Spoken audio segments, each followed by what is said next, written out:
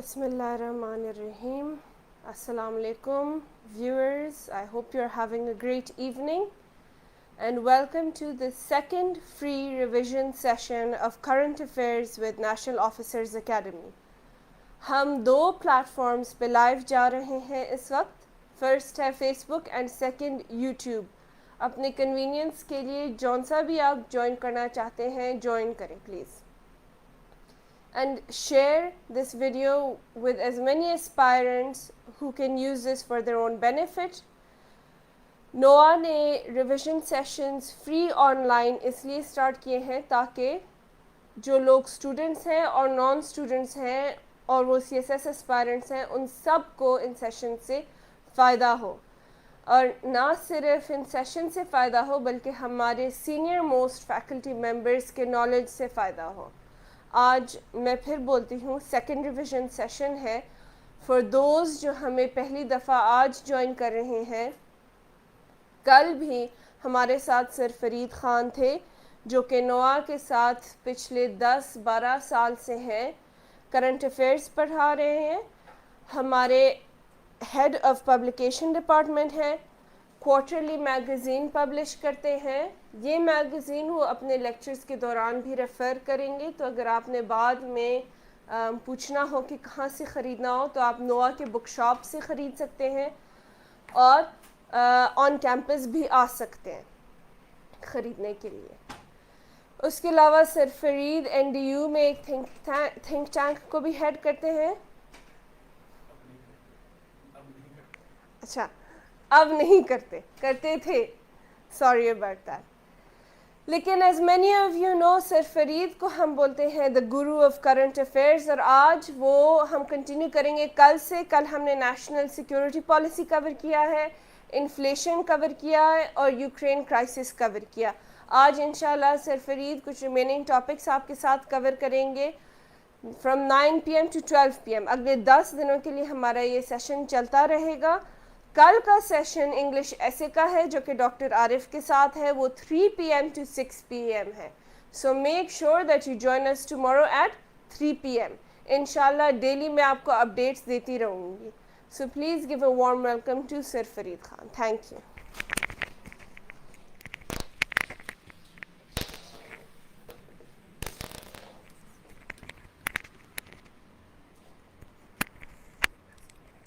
Thank you.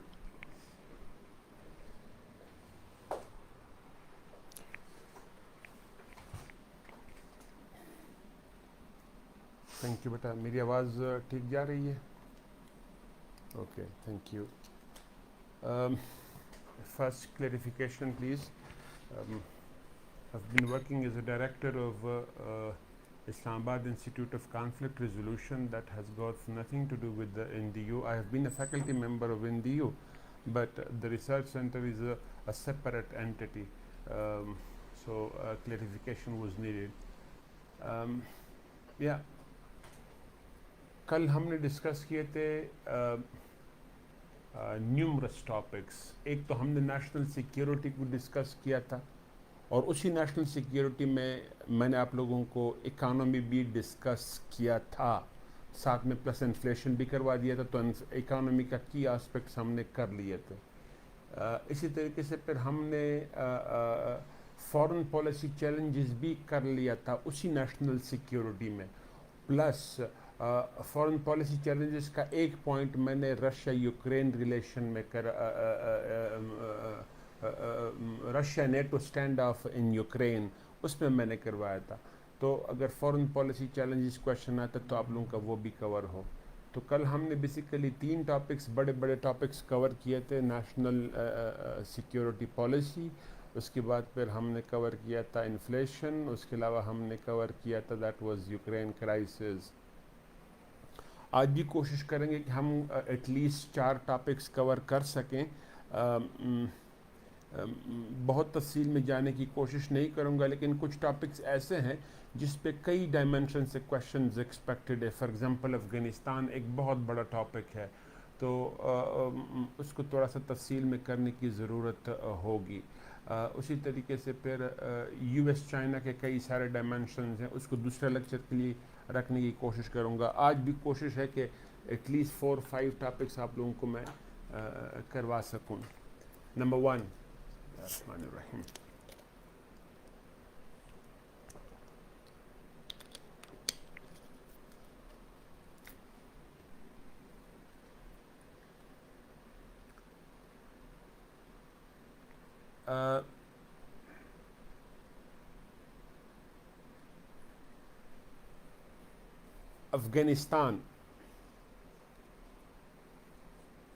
Afghanistan में one की topic is, मैं अफगानिस्तान ओवरऑल टॉपिक है उसमें टॉपिक वाइज चलूंगा. The revival of Afghan Taliban. Afghanistan में रिवाइवल ऑफ अफगान तालिबान हुआ है. इसके अलावा बेटा मैं कहाँ पे लेके जा सकता हूँ?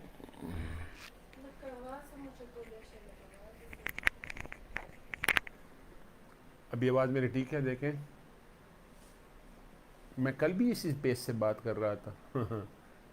कम आवाज़ आ रही?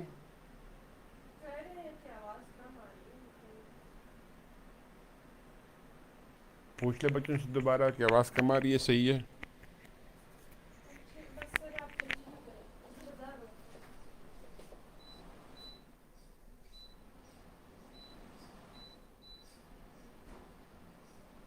हाँ जी, अब बताइएगा बच्चे, आप लोगों को मेरी आवाज़ ठीक आ रही है?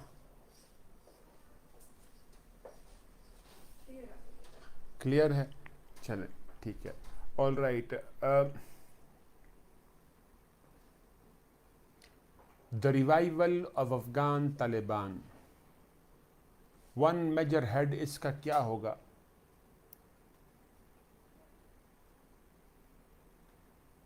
The international security forces failed to defeat Afghan Taliban. International security forces Afghan Taliban को शिकस्त देने में नाकाम हो गए. एक चीज़ यहाँ पे आप लोगों को बता दूँ कि आप लोगों ने इसकी ग्लोरिफिकेशन नहीं करनी है. हमारी national policy has never been in support of glorifying of Taliban phenomena. So glorification आप लोगों ने इसकी नहीं करनी है, जो है उतना ही बताना है. International security forces fail to defeat Afghan Taliban. की स्टेटमेंट उसमें से number 1, United States of America, the world largest and strongest ever military power, the world's strongest ever military machine, has failed to defeat Afghan Taliban. In spite of bringing in more than 100,000 combat troops, 1 lakh plus fighting troops लेके आ गया, and all the possible military technologies that could be used against guerrilla.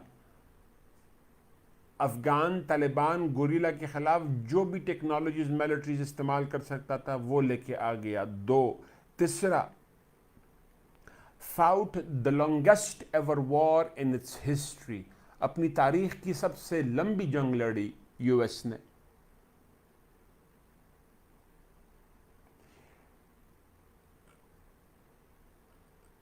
Two decades long war लड़ी, from 2001 October 2001 to August 2021, to 2 decades long war लड़ी. Then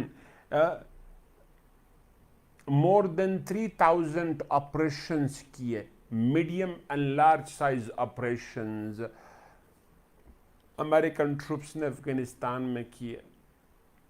इसके अलावा फिर US fought the most expensive war in its history in Afghanistan. वैसे war on terror overall most expensive war है American history में जिसने लड़ी है, उसमें भी अफगानिस्तान में war on terror सबसे expensive war है. तो वो भी लड़ ली. इसके अलावा फिर US made repeated policy shifts, बार बार पॉलिसी शिफ्ट्स भी किए. मिसाल के तौर पे 2001 में पॉलिसी आई OEF, ऑपरेशन एंड्यूरिंग फ्रीडम। फिर 3D 2008 में policy I, disrupt, dismantle and defeat. Disrupt, dismantle and defeat. 2011 में FPAC पॉलिसी आई, AFPAK, अफगानिस्तान पाकिस्तान। 2014 में ड्रॉ डाउन पॉलिसी आई। इसी तरीके से ट्रम्प साउथ एशिया पॉलिसी 2017। सो रिपीटेड पॉलिसी शिफ्ट भी किया यूएस ने, लेकिन ये सब कुछ करने के बावजूद भी US failed to defeat Afghan Taliban. ठीक। दूसरा, NATO failed to defeat Afghan Taliban.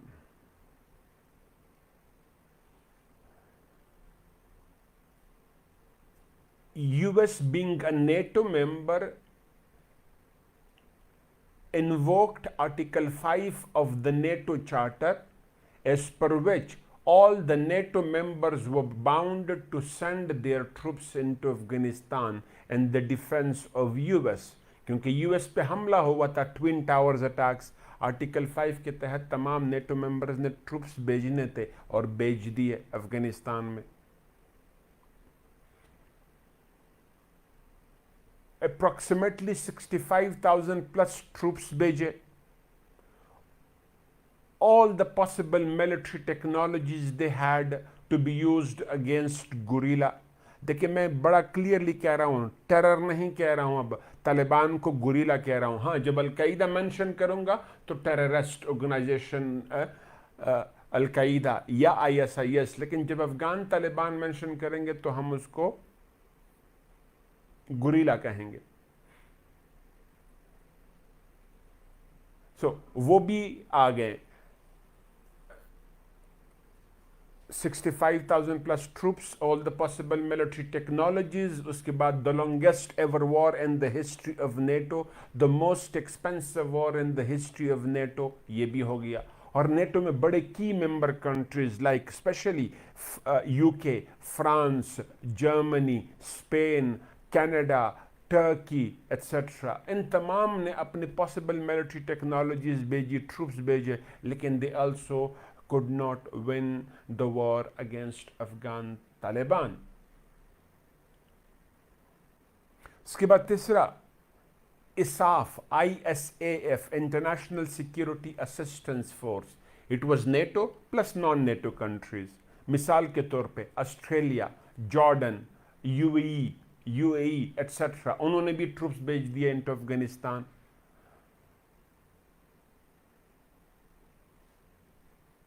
So, largest ever military alliance बना against गुरीला, लेकिन वो भी फेल हुआ to win the war against Afghan Taliban. ये हो गया। इसके बाद इसी इंटरनेशनल में एक पॉइंट और नोट कर दें। December 31st, 2014, December 31st, 2014, the drawdown, ये drawdown date था, December 31st, 2014, the drawdown celebrated by Afghan Taliban as their victory. ये drawdown था। दूसरा, August 31st, 2021, August 31st, 2021 was celebrated by Afghan Taliban as their victory. August 31st को क्या हुआ? तमाम international troops Afghanistan से चले गए। अमेरिकन, नेटो, ISAF ट्रूप्स सब चले गए from Afghanistan. So, drawdown and the complete withdrawal, that is December 31st, 2014 drawdown, August 31st, 2021 a complete withdrawal celebrated by Afghan Taliban as their victory. तो मैंने एक पॉइंट आपको एलेबोरेट किया कि रिवाइवल ऑफ तालिबान हुआ कैसे, international troops fail to defeat Afghan Taliban. उसमें एक बात और भी मेंशन कर सकते हैं, और वो क्या, दैट इज दोहा डील जो फरवरी 2020 में साइन हुई। दोहा डील फेब 2020 में, दोहा डील फेब 2020 में जो साइन हुई, उस डील को भी अफगान तालिबान ने अपनी डिप्लोमेटिक विक्ट्री के तौर पे सेलिब्रेट किया कि हमारी डिप्लोमेटिक विक्ट्री है। कैसे? अमेरिका ने कई बातों पे एग्री किया। नंबर 1, अफगान तालिबान के साथ नेगोशिएशन किए, पावर शेयर फार्मूला पे एग्री करिए कि अफगान तालिबान के साथ पावर शेयर जरूर हो।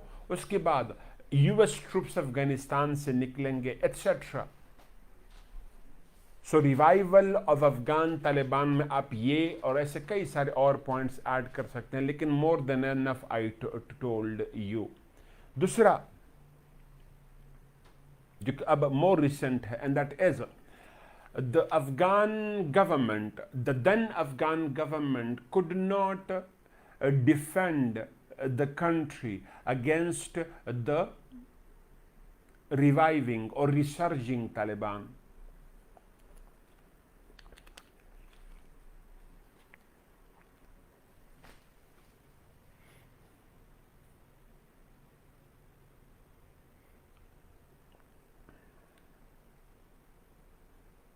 कैसे?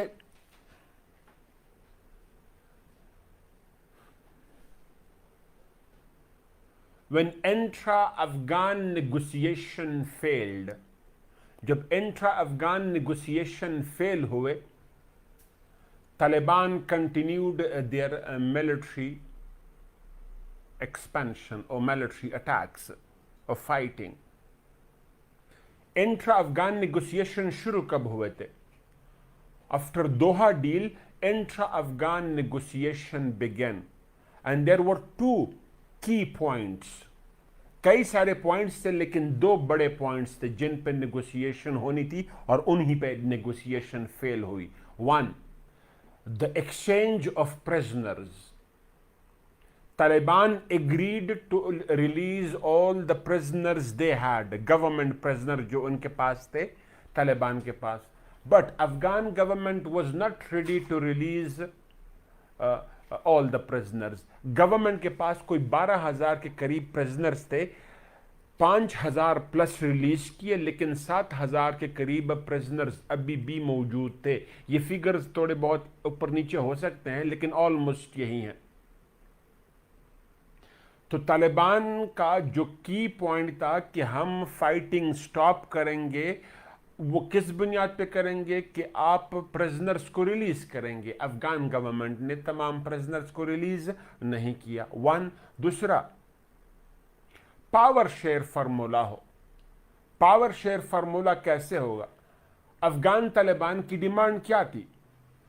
Revival of sharia, non elected sharia based government which has the representation of all the stakeholders. Sharia based government होगी, नॉन इलेक्टेड होगी, तमाम स्टेक होल्डर्स की उसमें रिप्रेजेंटेशन होगी। ये तालिबान का स्टांस था। Afghan government, Ashraf Ghani led government का स्टांस क्या था? Taliban must contest elections and become the part of the power share. Election contest करे, पावर शेयर का हिस्सा बने। तो दोनों का ओपिनियन 180 डिग्री पे था, बिल्कुल अपोजिट था। तो दोनों बातों पे एग्रीमेंट नहीं हुई, न तो रिलीज ऑफ प्रिजनर पे हुई, न पावर शेयर फार्मूला पे हुई। रिजल्ट क्या हुआ? Taliban continued fighting.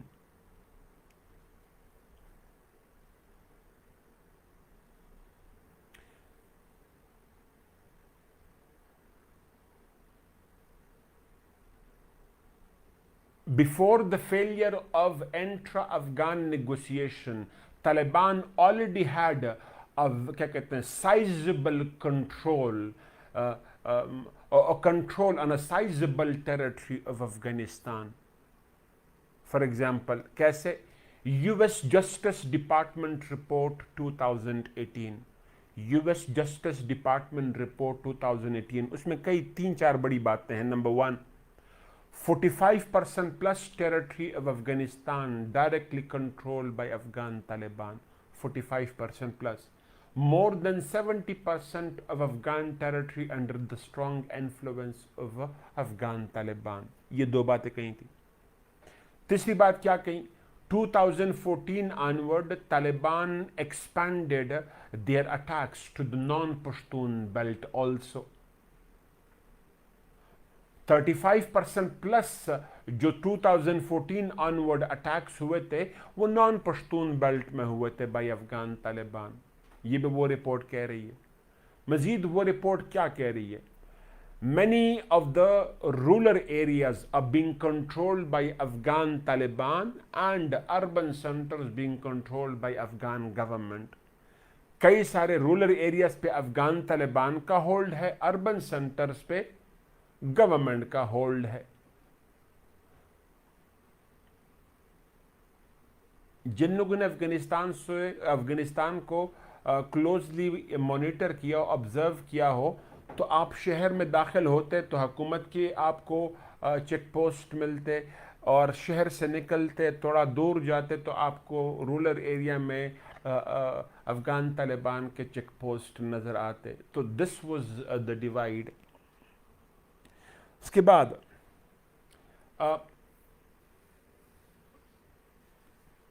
मार्च 2021 में US head of military mission in Afghanistan, US head of military mission in Afghanistan मार्च में क्या कह रहा है?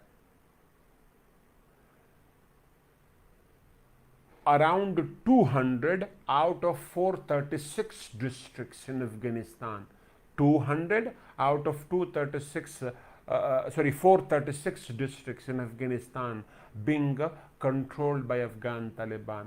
200 out of 436. फिर दूसरी बात वो क्या कह रहा है? जून 2021 में इसी कमांडर ने फिर क्या कहा? 23 provinces out of 34, 23 out of 34 provinces are being controlled by Afghan Taliban. फिर the month of July and August were decisive. Months of July and August 2021 were decisive.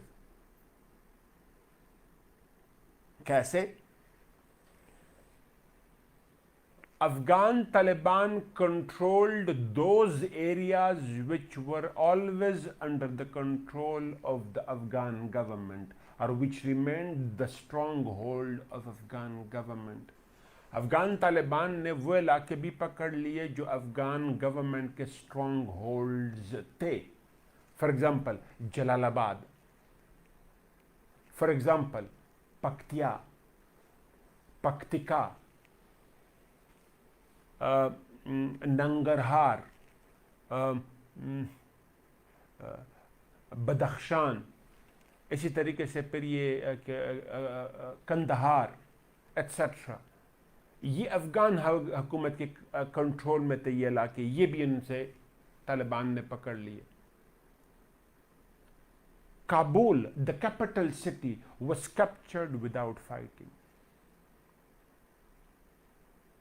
पहले काबुल को एनसर्कल किया गया और फिर उसको कैप्चर किया गया without fighting. Last but not the least, Panjshir, that was never captured by Afghan Taliban even in the 90s, जब तालिबान की हुकूमत थी तब भी कंट्रोल नहीं कर सके, उसको भी तालिबान ने कैप्चर कर लिया.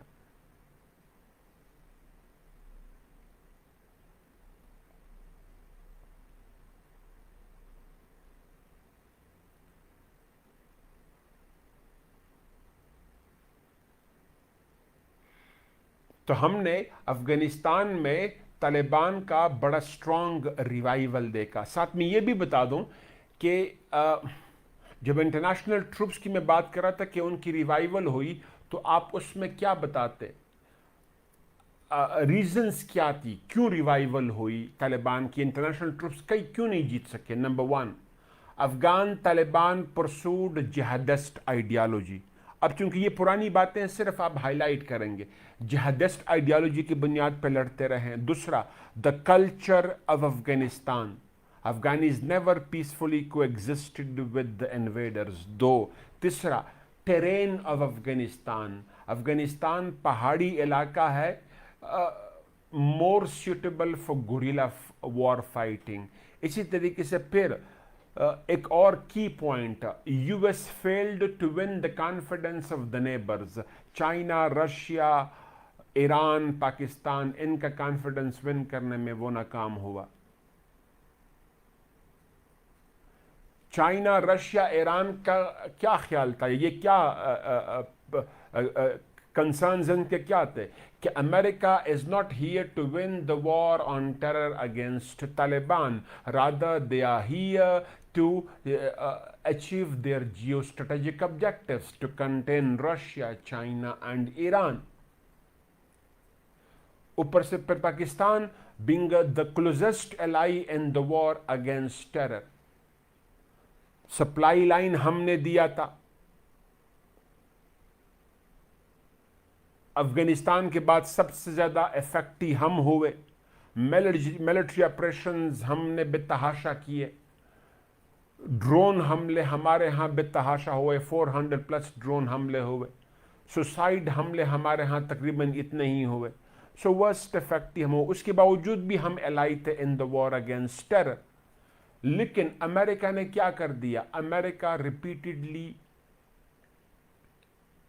Hurt the interest of Pakistan. एक, इंडिया को अफगानिस्तान में लाना, रॉ को, specially intelligence presence of India. दूसरा, पाकिस्तान पे कई बार हमले किए, specially Salala check post incident. तो वो पाकिस्तान का कॉन्फिडेंस भी सही तरीके से विन ना कर सका। Multiple factors because of which US and international troops fail to win the war. Now Afghan government क्यों फेल हुई? The security forces were given the orders to fight. Officially, overall army ने ये बात नहीं की, जो अफगान आर्मी कमांडर थे, chief थे, उन्होंने ये नहीं कहा।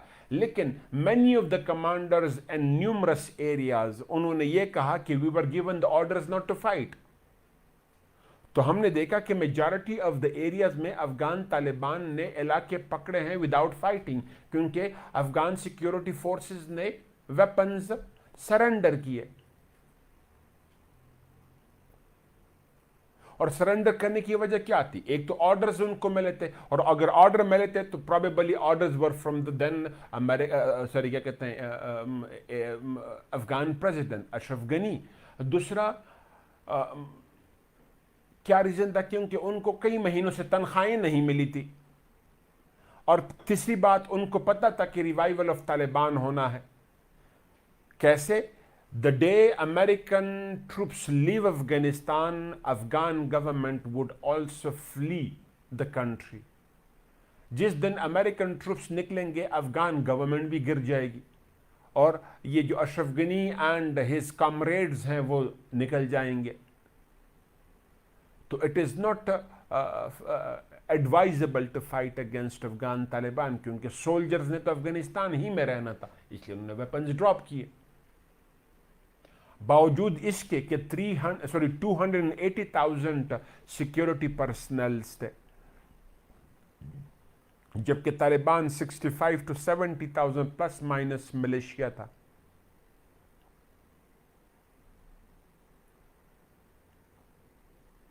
तालिबान ने काबुल को एनसर्कल किया था, लेकिन काबुल में एंटर नहीं हुए थे। काबुल में एंटर कैसे हुए? Ashraf Ghani fled the country, security forces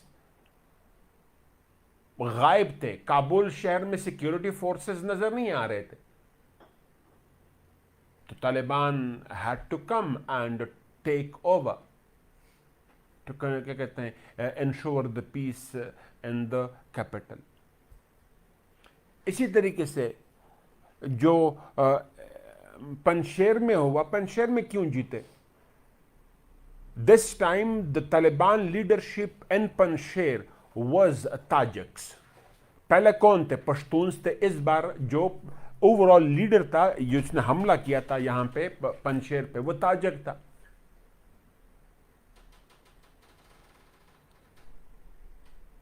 दूसरा, जो पंशेरी लीडरशिप थी वो वीक थी। 90s में पंशेर की लीडरशिप बड़ी स्ट्रांग थी, इस बार पंशेर की लीडरशिप वीक थी। Just 23 years old son of क्या कहते हैं अहमद शाह मसूद का बेटा, और plus the deputy president of Afghanistan जो भाग गए थे, नाम उसका मैं भूल गया, ये लीडरशिप थी, तो ये भी भाग गए,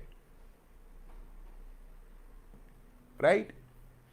फिर 90s में नेबरिंग कंट्रीज ने पंशेर की लीडरशिप को सपोर्ट किया था, इस बार शायद नेबरिंग कंट्रीज ने सपोर्ट नहीं किया।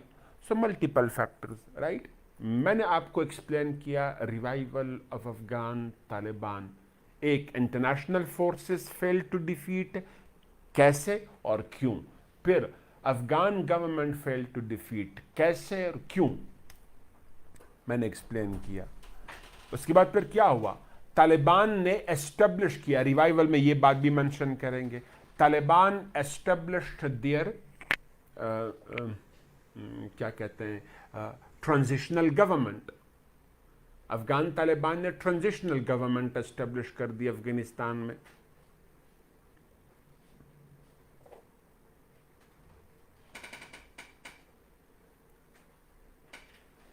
Now, challenges to Afghan Taliban government. Afghan Taliban government को चैलेंजेस क्या हैं?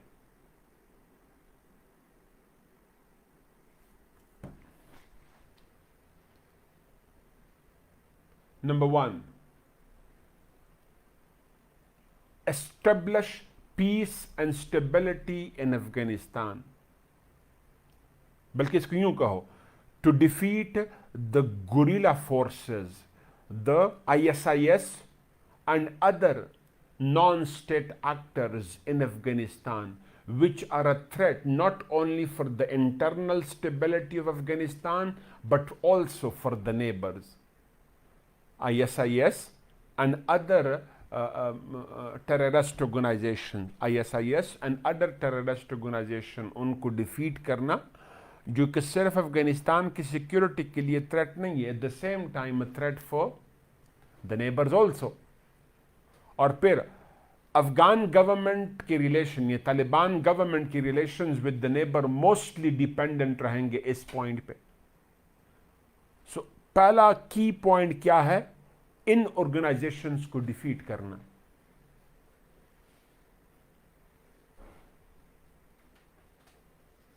Now, ISIS has become a sizable reality in Afghanistan. कोई 10+ प्रोविंसेस में, कुछ 12 सूबे भी कह रहे हैं, अफगानिस्तान के 12 सूबों में ISIS की बड़ी स्ट्रांग प्रेजेंस है। अफगानिस्तान में ISIS का नाम है ISKP, Islamic state of Khorasan province, इसकी बड़ी तगड़ी प्रेजेंस है।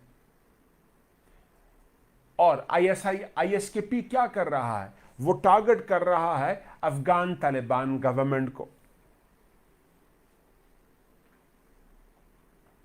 ना पहले अफगान तालिबान गवर्नमेंट का रोल क्या था, किरदार क्या था, was a guerrilla force, was to fight।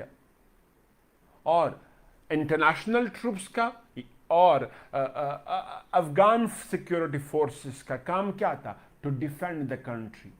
अब अफगान तालिबान का रोल आउटराइटली चेंज हुआ, from a guerrilla force to a state actor. अब अफगान तालिबान ने अफगान कंट्री को या each and every part of the country को डिफेंड करना है against the possible attacks. So from a guerrilla to a state actor Taliban का role change हुआ है। अब उन्होंने सिक्योरिटी प्रोवाइड करनी है। अब ISIS क्या कर रहा है, हमले कर रहा है on the top, targeting the Shia population, specially the Hazara population there. दूसरा, targeting Afghan Taliban, Third, targeting the strategic installations, for example, airports, Kabul airport पे हमले होना, इसी तरीके से कई सारे ऐसे जगहों पे हमले होना जो strategic points हैं. तो ISKP has become an existential threat for the internal stability of Afghanistan, क्योंकि वो सीरियसली चैलेंज कर रहे हैं इंटरनल सिक्योरिटी को और the rate of Afghan Taliban को. ठीक. दूसरी तरफ पे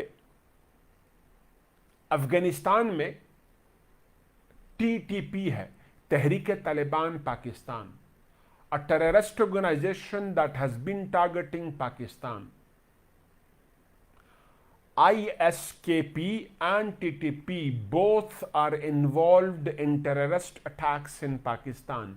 The most recent attack was in North Waziristan, जहाँ पे हमारे 7 soldiers got martyred. उससे पहले हमला हुआ था, that was दासो डैम पे जो चाइनीज थे उन पे हमला हुआ. बलूचिस्तान में कई सारे हमले हुए. अक्रॉस पेशावर सिटी में खुदकश धमाका हुआ वगैरह वगैरह. और इसके पीछे कौन? या तो ISKP या TTP या इन दोनों का मर्जर, ये जॉइंट अटैक्स. तो हमारे लिए एग्जिस्टेंशियल थ्रेट है. तो अफगानिस्तान के साथ हमारे ताल्लुकात इसी पे डिपेंडेंट है, तालिबान गवर्नमेंट के साथ. इसी तरीके से ISKP IMU nexus, Islamic movement of Uzbekistan, जिस तरीके से TTP के साथ नेक्सस है उसी तरीके से IMU Islamic movement of Uzbekistan के साथ नेक्सस. मतलब क्या? सेंट्रल एशिया एंड रशिया के लिए थ्रेट. उसके बाद ISKP ETIM, East Turkistan Islamic movement, Sinkiang province of China के लिए थ्रेट. तो ये तमाम ऑर्गेनाइजेशंस अफगानिस्तान में मौजूद हैं और ये they using Afghan territory as a launching pad for terrorist attacks in the neighbourhood, whether that's Pakistan, Iran और अदर नेबर्स.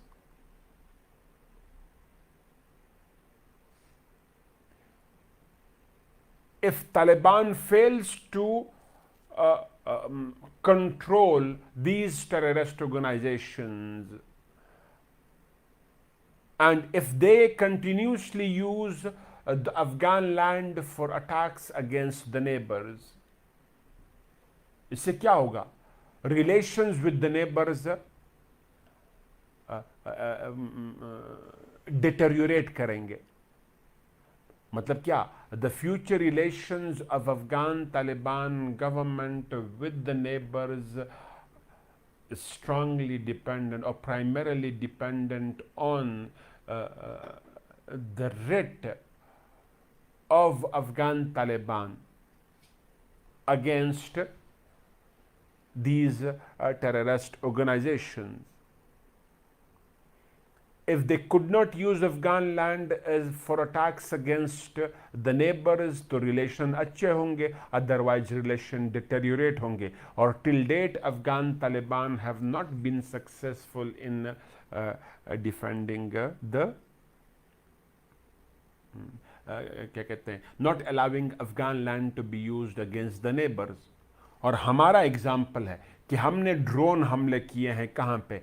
पख्तिया में किया, होस्ट से आगे हमने कहीं पे हमला किया है बॉर्डर के करीब, और दूसरा नूरिस्तान प्रोविंस में किया है, कुनड़ में हमने ड्रोन हमले किए. क्यों?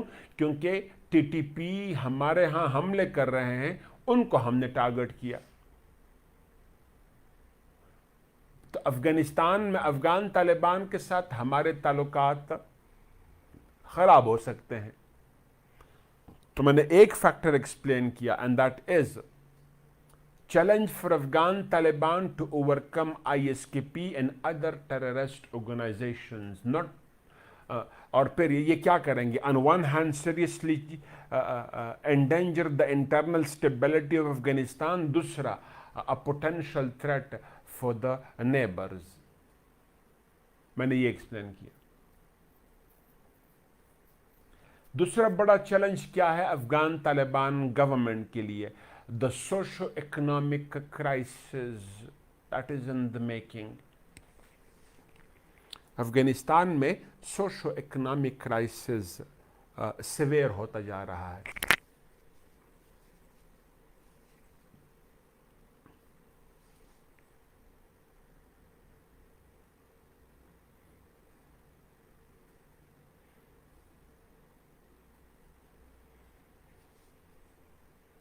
कैसे सिवियर होता जा रहा है? More than 75% of the budget of Afghan government was dependent on the aid money given by US, Europe and other allies. US, Europe and other allies, 75% of the budget every year afford कर रहे थे अफगानिस्तान का।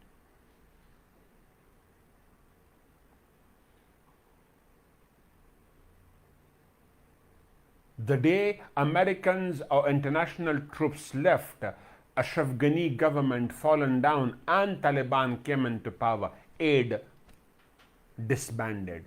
Aid बंद हो गया है, aid बंद हो गया है। वन, एक तो वो पैसा बंद हुआ। दूसरा, more than $7 billion foreign reserves थे। more than $7 billion foreign reserves थे अब अफगान स्टेट बैंक, वो अमेरिका ने फ्रीज कर दिए। अब अफगान तालिबान वो भी यूज नहीं कर सकते। तो इकोनॉमिक क्राइसिस एग्जसरबेट होने में, डिटेरियोरेट होने में, इंटेंसिफाई होने में इसने बड़ा किरदार अदा किया। दो, तीसरा, majority of the foreign investors with the exception of Chinese, इसके बाद Central Asians and Pakistanis, majority investors Afghanistan से निकल गए, whether they were Americans or Europeans or Indians, सब निकल गए, अपनी इन्वेस्टमेंट निकाल के ले गए। Even Afghanis who had क्या कहते हैं इकोनॉमिक एफिलिएशंस या socio economic and political affiliations with the previous government, जो प्रीवियस गवर्नमेंट के साथ उनके एफिलिएशंस थे वो भी निकल गए।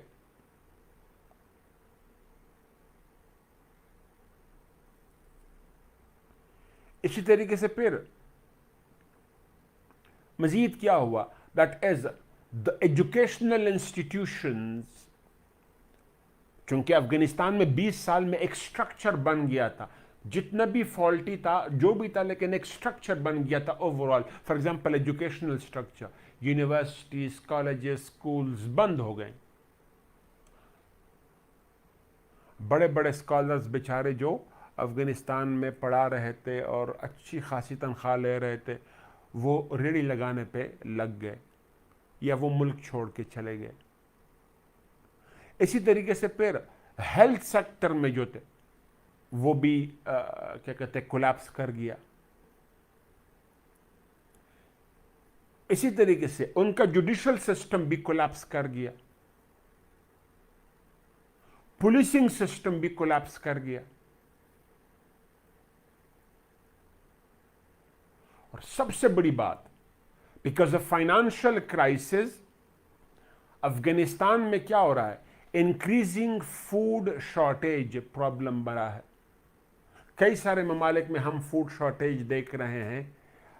मदागास्कर में हमने देखा, यमन में हमने देखा, सीरिया में हमने देखा, लेकिन Afghanistan one of the most severe food crisis हम देख रहे हैं अफगानिस्तान में।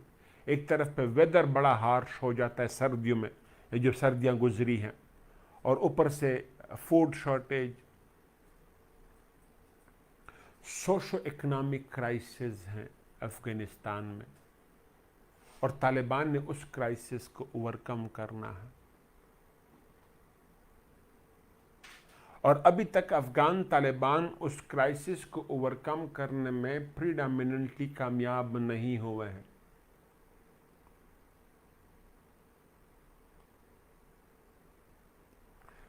To a greater extent internal peace maintain करने में कामयाब हुए हैं, लेकिन सोशो इकोनॉमिक क्राइसिस जो सिवियर होता जा रहा है उसको ओवरकम करने में कामयाब नहीं हुए हैं।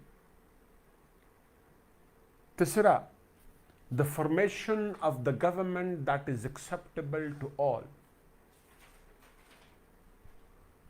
The formation of a government that is acceptable to all.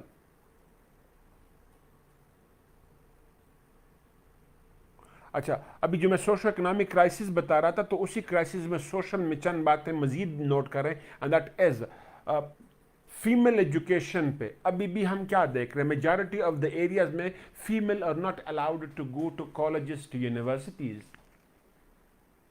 और इसी वजह से क्या हो रहा है, international perception of Afghan Taliban deteriorate हो रहा है। इसी तरीके से फिर जो फ्रीडम है टू विमेन ऑफ मोबिलिटी, वो करटेल हुआ है, वो कम हुआ है। फॉर एग्जाम्पल, बुर्का सिस्टम फिर रिवाइव हुआ है। मैं प्लीज मुझे इसको एकेडमिकली देखें। बुर्का हमारा इस बेल्ट का एक कल्चर है जो कि बड़ा रिस्पेक्टेड कल्चर है, लेकिन इंटरनेशनल कम्युनिटी इसको इस तरह नहीं देखती।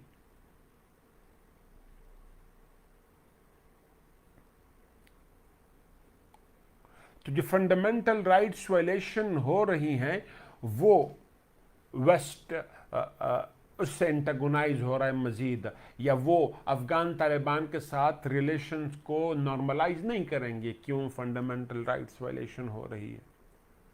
तीसरा, formation of Afghan Taliban government that is acceptable to all, एक बहुत बड़ा चैलेंज है ना। फॉर्मेशन ऑफ द गवर्नमेंट में पहला पॉइंट क्या है? Ethnic representation. अफगानिस्तान में 4 बड़े एथनिक ग्रुप्स हैं। पश्तून कोई 46% प्लस हैं, परसेंटेज थोड़ा ऊपर नीचे होगा। दूसरा, ताजक हैं फॉर अबाउट 27%। हज़ारा हैं, मेरे ख्याल में 18 या 19 या 17% है। उसके बाद उज़्बक हैं, कोई 7 या 8% है। सो पश्तून, ताजक, हज़ारा, उज़्बक। हम गवर्नमेंट में क्या देख रहे हैं? Majority of the cabinet members are Pashtun, और बकिया की रिप्रेजेंटेशन कितनी है? ताजक मेरे ख्याल में 2 हैं कैबिनेट में, उज़्बक शायद 1 है, हज़ारा शायद 1 है या 2 है। तो जब तक एथनिक रिप्रेजेंटेशन प्रॉपरली नहीं होगी, ये इंटरनल डिवाइड जो एथनिक है, जो अफगान पॉलिटिक्स को डोमिनेट करता रहा है, पश्तून वर्सेस नॉन पश्तून का, ये डिवाइड चलता रहेगा और ये स्टेबिलिटी की तरफ नहीं जाएंगे। दूसरा, नेबर्स जो हैं, specially central Asian republics, that is Tajikistan, Uzbekistan, Turkmenistan, और उसके अलावा इधर ईरान, सेंट्रल एशियन रिपब्लिक्स, ये 3, और उसके बाद फिर ईरान। उनके भी अफगान तालिबान के साथ रिलेशन या गवर्नमेंट के साथ रिलेशन पे एक बड़ा फैक्टर जो असरअंदाज होगा वो क्या होगा? The government formation, ethnic representation in the Afghan Taliban government formation. Tajikistan एक बहुत बड़े एरिया को बिजली दे रहा है, इसी तरीके से ईरान कई सारे इलाकों को बिजली दे रहा है, तुर्कमेनिस्तान कई सारे जगहों को बिजली दे रहा है, वगैरह वगैरह। तो दैट इज अनदर फैक्टर जो हमने देखना है। इसके बाद फिर अफगान तालिबान गवर्नमेंट, इसके इंटरनल डायमेंशंस क्या हैं, इम्प्लीकेशंस, और एक्सटर्नल क्या है, मैंने ये बताया। इसके बाद फिर डिप्लोमेटिक एक्सेप्टेबिलिटी। अफगान तालिबान के लिए एक बड़ा चैलेंज क्या है? Diplomatic acceptability. Afghan Taliban they want to be diplomatically acceptable to the world countries. Till date, not a single country recognized Taliban government. किसी एक हुकूमत ने भी तालिबान हुकूमत को रिकग्नाइज नहीं किया है। Not even the neighbors.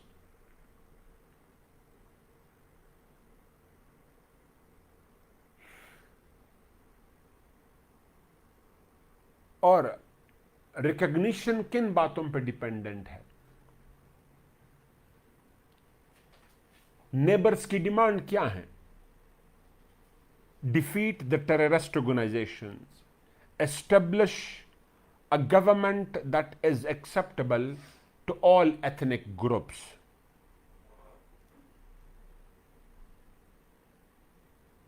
Terrorist organisation को डिफीट कर लो, एथनिक रिप्रेजेंटेशन गवर्नमेंट में मजीद स्ट्रांग करो। वेस्ट क्या चाहता है? एक, फंडामेंटल राइट्स फुलफिलमेंट, दूसरा women representation in the government and overall female rights की बात वो करता है। तो तालिबान के लिए एक बहुत बड़ा चैलेंज है डिप्लोमेटिक रिकग्निशन, जो अभी तक हम देख रहे हैं कि किसी मुल्क ने इसको रिकग्नाइज नहीं किया।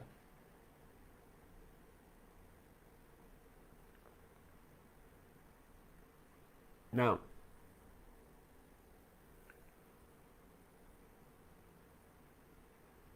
Afghan Taliban in power, implications on Pakistan, way forward. हम पे असरात क्या होंगे? वे फॉरवर्ड क्या होगा?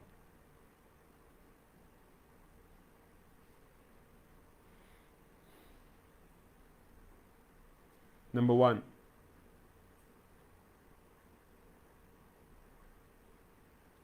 the peace and stability in Pakistan is dependent on the performance of Afghan Taliban against ISKP and TTP. Pakistan में जो अमन है वो डिपेंडेंट है तालिबान की परफॉर्मेंस पे अगेंस्ट ISKP एंड TTP। आप उस पर एक पैराग्राफ लिख लेंगे कि ISKP TTP पाकिस्तान में कहां कहां पे हमले कर रहे हैं और करते रहे। मैंने थोड़ी देर पहले बताया।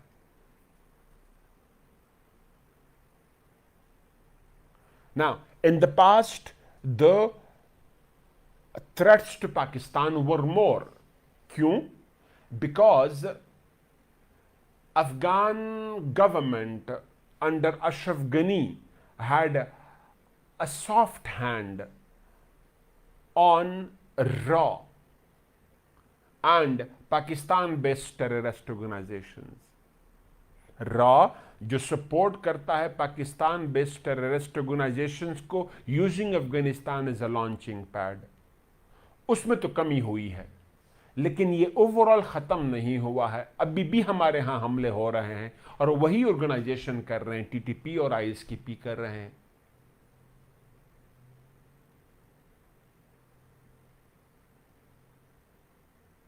तो हमलों में कमी हुई है, लेकिन हमले कंप्लीटली बंद नहीं हुए हैं। और इनफैक्ट क्या हो रहा है, हमलों में अब एक इंक्रीज स्पाइक नजर आ रहा है।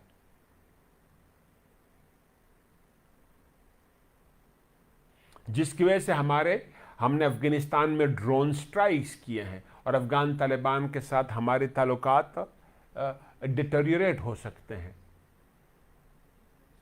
ठीक, पहला तो यह है कि यह फायदा हुआ कि रॉ और इंडिया का ओवरऑल अफगानिस्तान से पैकअप हुआ, लेकिन कंप्लीट का पैकअप नहीं होगा। रॉ इनडायरेक्टली प्रेजेंस पर भी शो करेगा या रखेगा, एक्सेस करेगा, अप्रोच करेगा, इन टेररिस्ट ऑर्गेनाइजेशन को सपोर्ट करेगा, TTP को, ISKP को।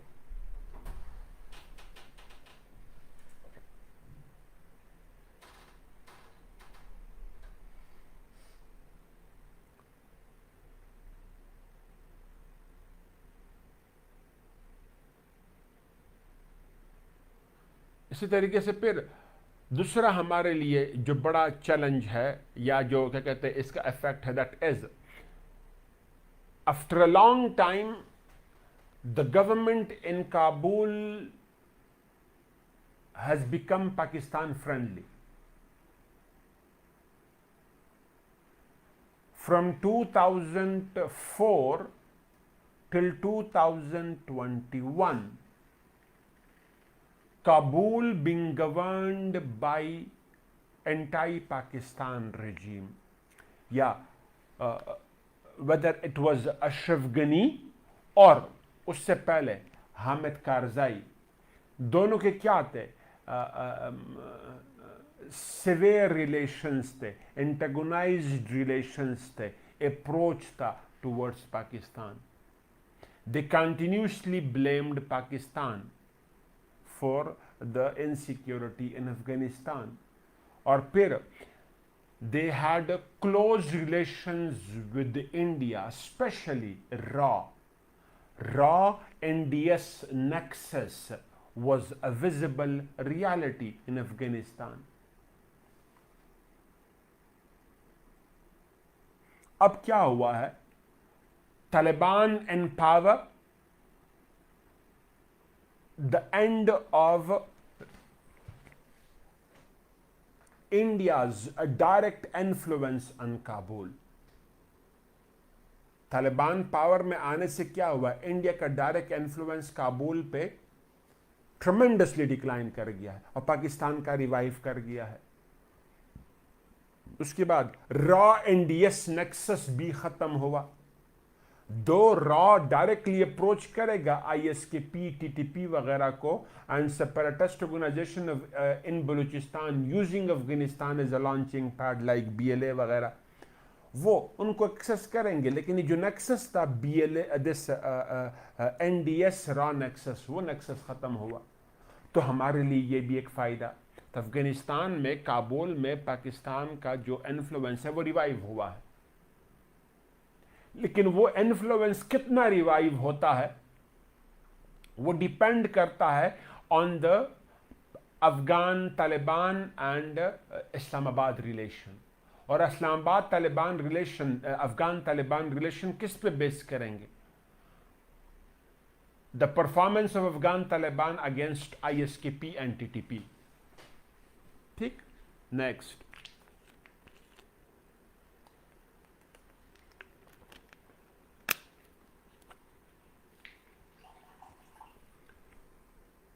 द रिवाइवल या पॉलिटिकल इंप्लीकेशंस ऑन पाकिस्तान कहिएगा. Political implication of on Pakistan कैसे होगी? The chances for the revival of clergy in Pakistani politics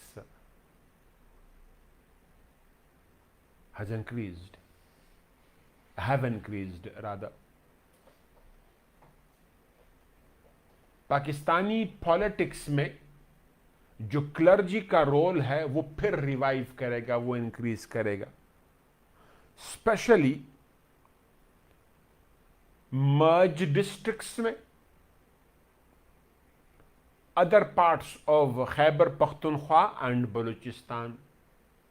और हमने एक ग्लिम्स देखा भी, या एक एपिसोड, ग्लिम्स नहीं एपिसोड देखा, of the local government, first phase of local government, जिसमें एमएमए ने बड़ा स्ट्रांग रिवाइव किया. सॉरी, जमीयत उलमा इस्लाम ने, एमएमए ने नहीं, जमीयत उलमा इस्लाम ने बड़ा स्ट्रांगली रिवाइव किया लोकल गवर्नमेंट में.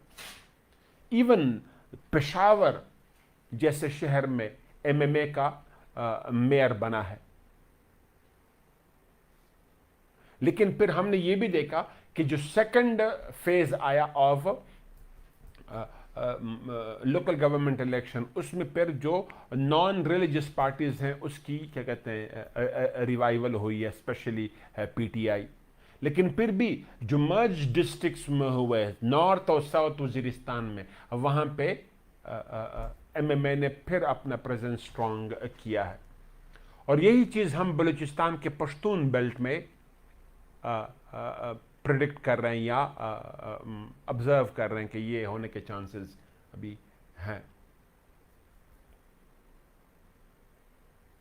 एक तो ये तो पॉलिटिकल पार्टीज, जो रिलीजियस पॉलिटिकल पार्टीज हैं, वो पाकिस्तान में रिवाइव कर सकती हैं। अगेन, हम अच्छा बुरा कुछ नहीं कह रहे हैं। हमारी पाकिस्तानी पॉलिटिक्स में क्लर्जी या रिलीजियस पार्टीज एक बहुत बड़ी रियलिटी है, और which is acceptable to a good chunk of the population, so there's nothing wrong with that. शायद लिबरल्स या जो लेफ्टिस्ट है उसको अपोज करें, लेकिन जनरली ये जो राइटिस्ट हैं उनको इससे इशू नहीं है, बल्कि सपोर्टर्स हैं। तो हम उस तरफ पे नहीं जा रहे हैं। हमने सिर्फ ये कहना है कि क्लर्जी की रिवाइवल के चांसेस ज़्यादा हैं। ठीक, और ये देखा जाएगा कि अपकमिंग नेशनल इलेक्शन जो होगी, लोकल गवर्नमेंट का मैंने बता दिया, नेशनल इलेक्शन में कितना इन्फ्लुएंस इसका आता है। दूसरा, TTP is trying to reassert itself in Khyber Pakhtunkhwa and Balochistan, specially merge districts में और पार्ट्स ऑफ बलूचिस्तान में खुद को रीअसर्ट करने की कोशिश कर रही है। साउथ वजीरिस्तान, नॉर्थ वजीरिस्तान, बाजवड़, मुमंद वगैरह में ये रीअसर्ट करने की कोशिश कर रही है। It is even trying to reach out Peshawar और इवन कोहिस्तान डिवीज़न। कोहिस्तान अब हज़ारा डिवीज़न से अलग हो गया, कोहिस्तान अलग डिवीज़न हो गया, पहले डिस्ट्रिक्ट था, जहाँ पे दासू डैम बन रहा है। और फिर बलूचिस्तान में कई सारे इलाकों को ये रीच आउट कर रहे हैं। तो एक तरफ पे क्लर्जी आ रही है पॉलिटिक्स में, और दूसरी, और प्लीज इन दोनों को मिक्स ना कीजिएगा। क्लर्जी आपके रिलीजियस मेरे जो एफिलिएशंस जो भी हों, लेकिन हमारे यहाँ क्लर्जी में बड़े अच्छे अच्छे तगड़े पॉलिटिशियंस हैं, रिस्पेक्टेबल पॉलिटिशियंस हैं, जिस तरीके से बकिया पार्टीज में हैं। सो दे आर इक्वली रिस्पेक्टेड। हम उस तरफ पे नहीं जा रहे, और ये पेपर में मेंशन करने की ज़रूरत भी नहीं है। दूसरी तरफ पे जो टेररिस्ट ऑर्गेनाइजेशंस हैं लाइक टीटीपी और फिर बकिया आईएसकेपी पाकिस्तान में रिवाइव करने की कोशिश कर रहे हैं, बार बार हमले कर रहे हैं। वो मैंने पहले बता रहा हूं, तो ये हम पे इम्पैक्ट्स होंगे। एक और बहुत बड़ा पॉइंट, ये एक अलग टॉपिक भी हो सकता है। Pak US relations after US withdrawal from Afghanistan या after Taliban coming into power.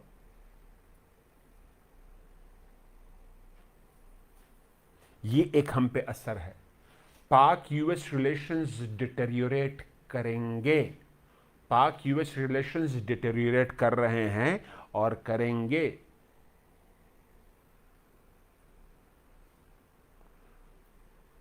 ऐसा अगर कोई क्वेश्चन आया, पाक US relations after US withdrawal from Afghanistan, ठीक, ये क्वेश्चन हो तो इसको आप कैसे करेंगे? यहां पे तो मैंने इसको एक पॉइंट के तौर पे ऐड किया कि इम्प्लीकेशंस पाकिस्तान पे क्या हैं तालिबान के पावर में आने से, हम पे असरात क्या हैं। उनमें से एक असर ये है, 2-3 मैंने पहले बता दिए, एक ये बता रहा हूं, लेकिन इसको डिटेल में बता रहा हूं, इस पे अलग क्वेश्चन आया तो तुम लोग कर सको। इसको शुरू कहां से करेंगे आप लोग? पाक US cooperation in the war against terror, उस पे इंट्रोडक्शन के बाद मैक्सिमम 2 पैराग्राफ लिख लेना। कोऑपरेशन क्या हुई? सप्लाई लाइन दिया हमने, पिछले मेरे कई सारे लेक्चर्स यूट्यूब पे मौजूद, आप लोग देख सकते हैं उसको। सप्लाई लाइन हमने दिया, 67% प्लस सप्लाईज हमारे थ्रू हुई। मिलिट्री ऑपरेशंस हमने किए, बेतहाशा मिलिट्री ऑपरेशंस हमने किए। पाकिस्तान कोवर्टली शायद हमने ड्रोन हमने अलाउ किए, फॉर एग्जांपल मुशर्रफ कहता है कि सर्टन केसेस में ड्रोन हमले मैंने अलाउ किए थे।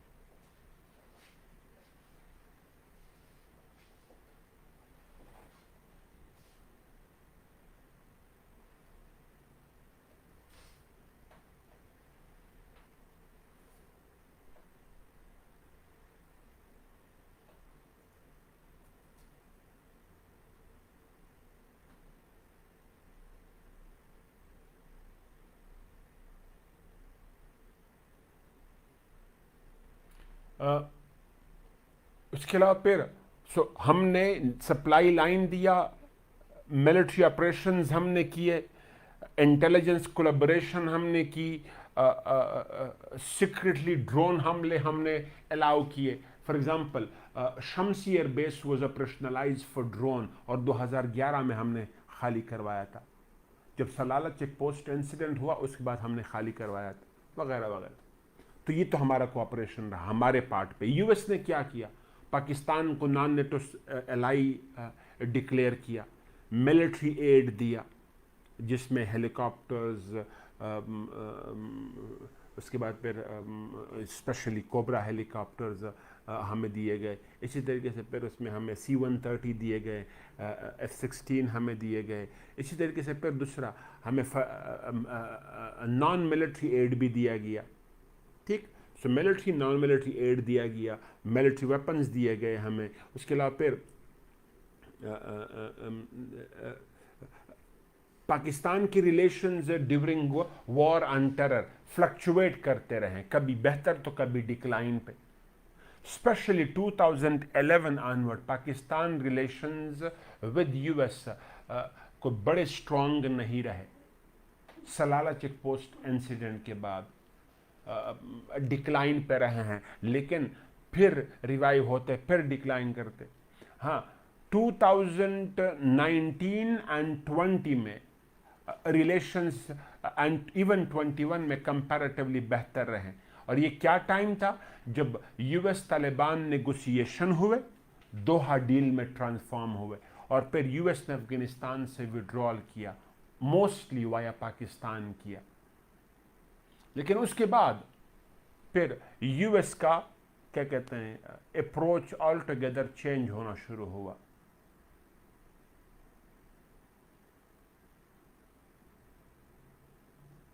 कैसे?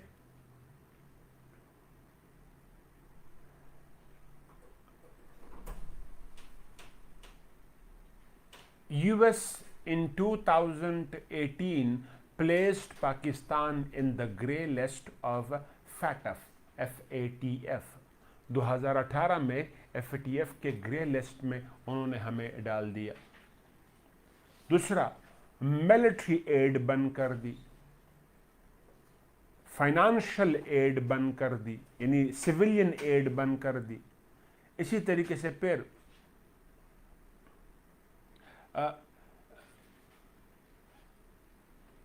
there are military generals and congressmen who held Pakistan responsible for their defeat or US defeat in Afghanistan. Congressional hearing हुई थी जिसमें डिमांड किया गया था कि पाकिस्तान रोल इन द क्या कहते हैं इन the war against terror against US, यानी यूएस डिफीट इन अफगानिस्तान जो हुआ है उसमें पाकिस्तान का रोल इन्वेस्टिगेट किया जाए और अकॉर्डिंगली पाकिस्तान पे सैंक्शंस लगा दिए जाएं।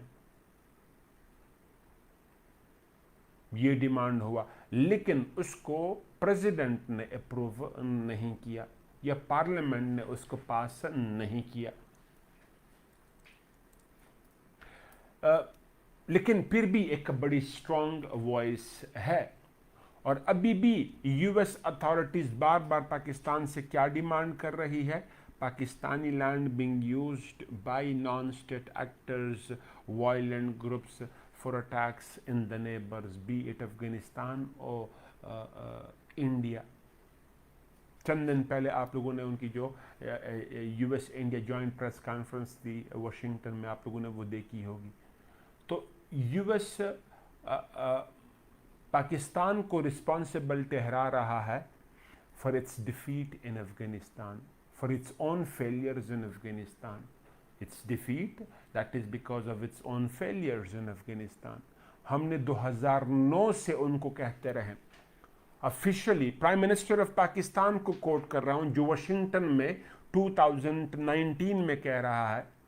Prime minister of Pakistan in Washington कि उस वक्त के army chief of Pakistan general Kayani 2009 में ओबामा से कहते हैं in a letter, writing a letter to Obama, कि जिस तरीके से सिचुएशन को डील किया जा रहा है, ये America can not win the war in this way. By the end of the day you have to talk with Taliban. Taliban के साथ नेगोशिएशन करनी पड़ेगी, लेकिन तब शायद बहुत ज़्यादा लेट हो जाए. और वही हुआ कि अमेरिका ने तब नहीं माना, बाद में नेगोशिएशन पे या 10 साल बाद नेगोशिएशन पे आया. सो अमेरिका ने खुद गलतियां की अफगानिस्तान में, जिसके लिए वो शिकस्त उसको फेस करनी पड़ी. लेकिन उसके लिए वो जिम्मेदार किसको ठहरा रहा है? पाकिस्तान को. यूएस में try to make Pakistan a scapegoat. और फिर वही बातें हो रही कि हमारा जो डिथ्रोन प्राइम मिनिस्टर वो क्लेम कर रहा है कि his government has been toppled down by क्या कहते हैं, US blatant interference. और इस पे हमारे क्या कहते हैं, नेशनल सिक्योरिटी कमेटी ने भी इसको इंडोर्स किया, blatant interference को.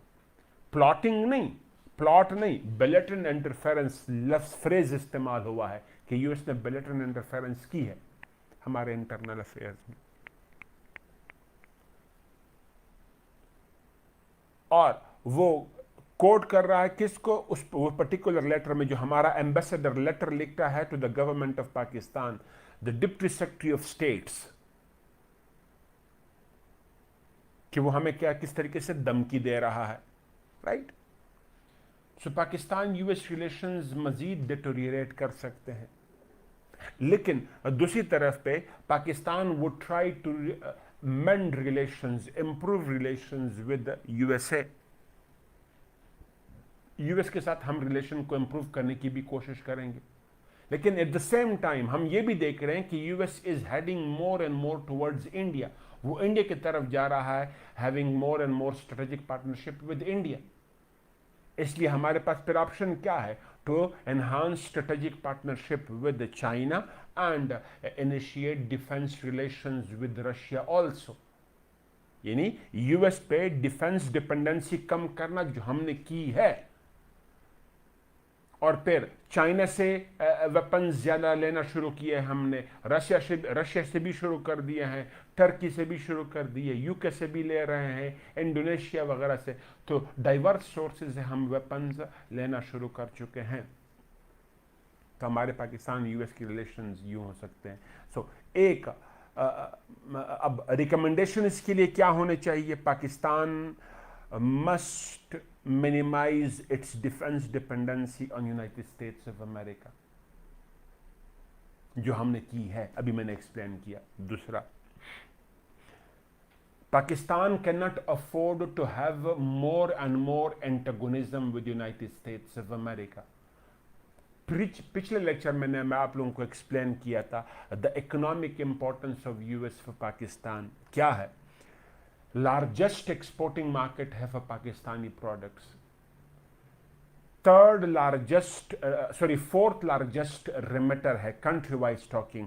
सऊदी अरेबिया टॉप पे, यूएई सेकंड पे, यूके थर्ड पे, यूएस फोर्थ पे रेमिटेंसेस. और फिर आईएमएफ आपको लोन देगा without the green signal of white house. ऐसा नहीं होता. तो आपको लोन मिलेंगे वगैरह बिकॉज ऑफ यूएस. तो यूएस के साथ ताल्लुकात हमें सही रखना ज़रूरी हैं.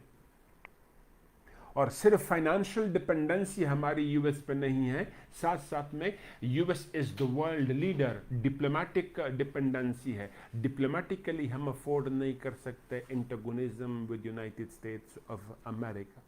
ठीक, ये है टॉपिक. बेटा कोई क्वेश्चन बच्चों ने किए हों?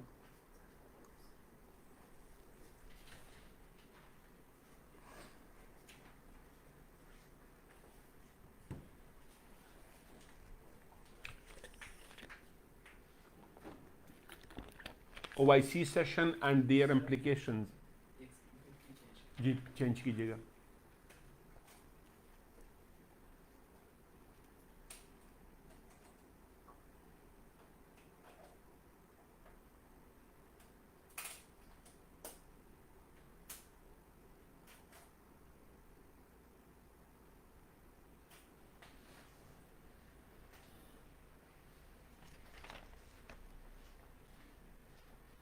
कंटिन्यू करूं जी?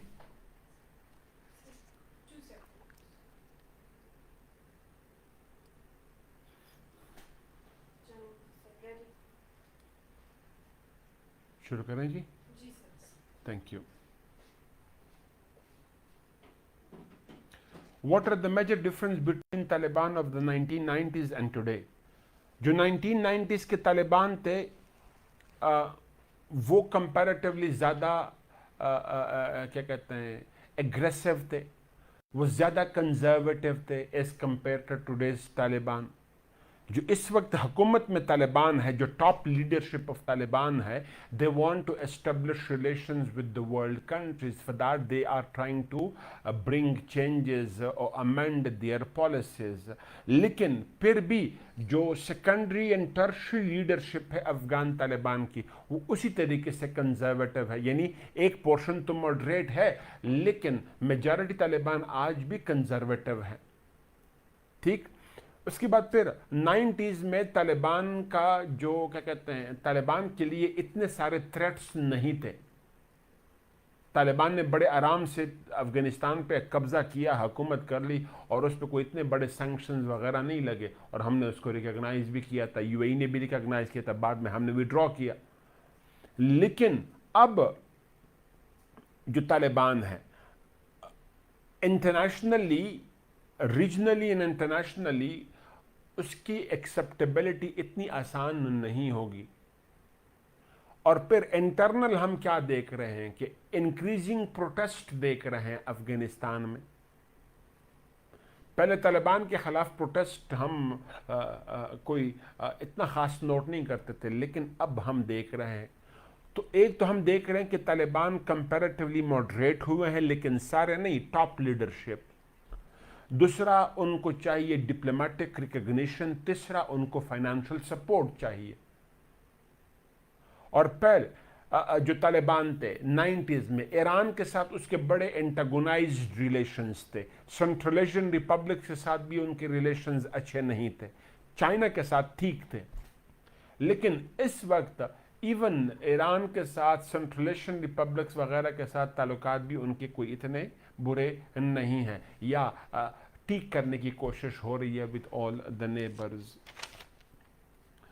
पाकिस्तान अपने इंटरेस्ट को कैसे सेफगार्ड कर सकता है? नंबर 1, मैंने आपको पहले एक्सप्लेन किया, किसी तरीके से पाकिस्तान में हमले ना हो। हमले होंगे तो हम अफगानिस्तान में, या तो अफगान तालिबान को, बेहतर तरीका क्या है कि अफगान तालिबान को हम प्रेशराइज करें कि वो क्या कहते हैं ओवरकम करे द थ्रेट को, या हम उनको सपोर्ट करें, मिलिटरीली, फाइनेंशियली सपोर्ट करें। सिर्फ हम नहीं, तमाम नेबर सपोर्ट करें कि वो ISKP और TTP और IMU वगैरह को शिकस्त देने में नाकाम हो। लेकिन उसके लिए ज़रूरी है कि अफगान तालिबान की विल भी तो हो, क्योंकि अफगान तालिबान की मेजॉरिटी TTP के खिलाफ लड़ना नहीं चाहती। ठीक। ये तो हमें अपने इंटरेस्ट प्रोटेक्ट करने, सिक्योरिटी के लिहाज से बेहतर है कि डिप्लोमेटिक वेन्यूज इस्तेमाल करें। नहीं तो फिर हमें इस तरीके से, जिस तरीके से हमने ड्रोन स्ट्राइक किए, इस तरह हमें करने पड़ेंगे।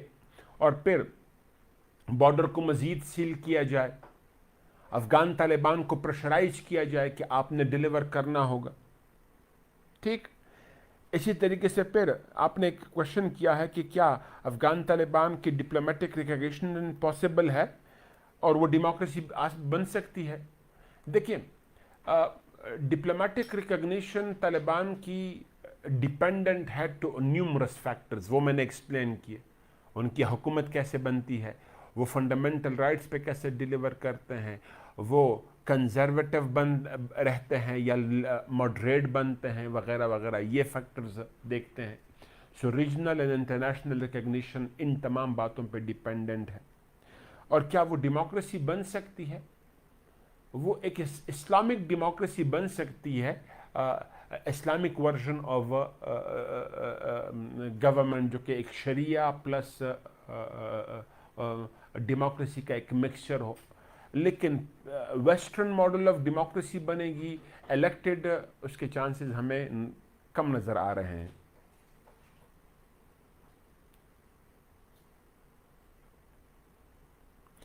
Effects of recent air strikes in Afghanistan by Pakistan Air Force।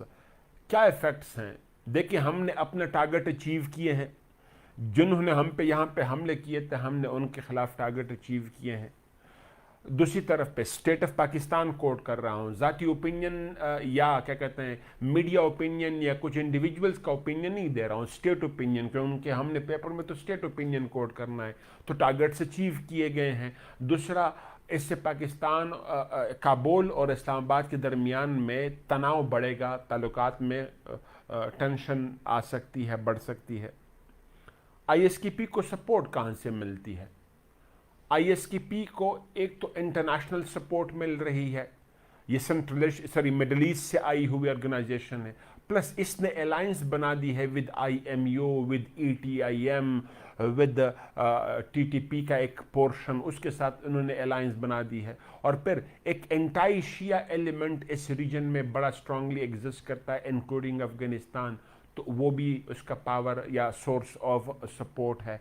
इसी तरीके से फिर फॉर एग्जाम्पल हमारे यहाँ जो लश्कर जंग भी है, it is set to be have become the B team of ISKP, तो अफगानिस्तान में भी वही सिचुएशन हो रही है।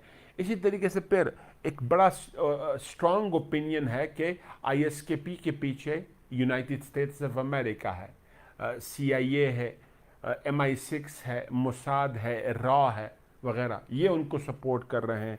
और इसके लिए किसको कोट कर रहा हूँ? Numerous sources, for example Edward Snowden जिसने NSA लीक्स किए थे, रशियन प्रेसिडेंट कह रहा है, ईरानियन प्रेसिडेंट प्लस जो क्या कहते हैं उनके जो सुप्रीम लीडर है वो कह रहे हैं, वगैरह वगैरह।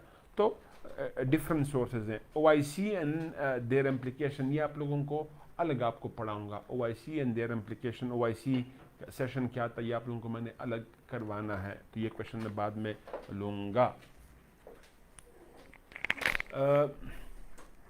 जी, ये टॉपिक लंबा था, अब चूंकि इसमें कई सारे क्वेश्चंस एक्सपेक्टेड थे इसलिए मुझे ये थोड़ा सा डिटेल में करना पड़ा। अब आप लोगों को एक और टॉपिक करवाना चाहूँगा, that is India heading towards religious extremism. जो लिबरल इंडिया था वो हिंदुत्व की तरफ जा रहा है, from a liberal India to Hindutva, या from Gandhi's India to Godse India. Nathuram Godse वो शख्स जिसने गांधी साहब को मारा था।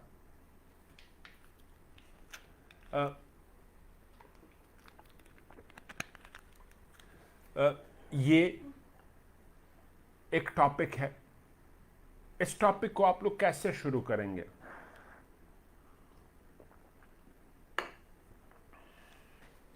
Hindutva as an ideology,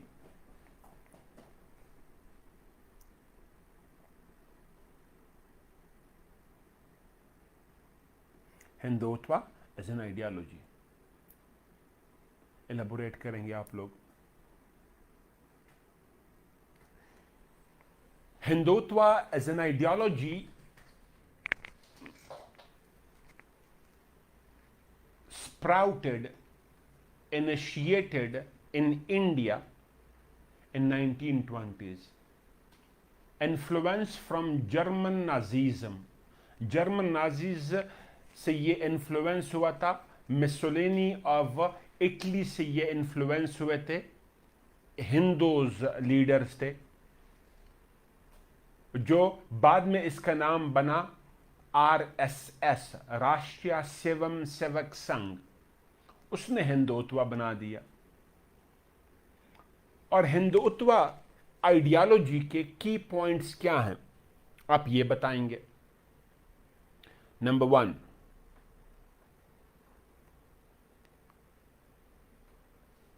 internal, contemporary बात नहीं कर रहा हूं, हिस्ट्री का एक ग्लांस दे रहा हूं। इंट्रोडक्शन के बाद आप ग्लांस ओवर द हिस्ट्री करेंगे एक 2 पैराग्राफ में। एक इंटरनल बनाएंगे और फिर रीजनल बताएंगे आप, यानी इसकी जो हिंदुत्व की पॉलिसीज थी। एक, Indian state must not be a secular state.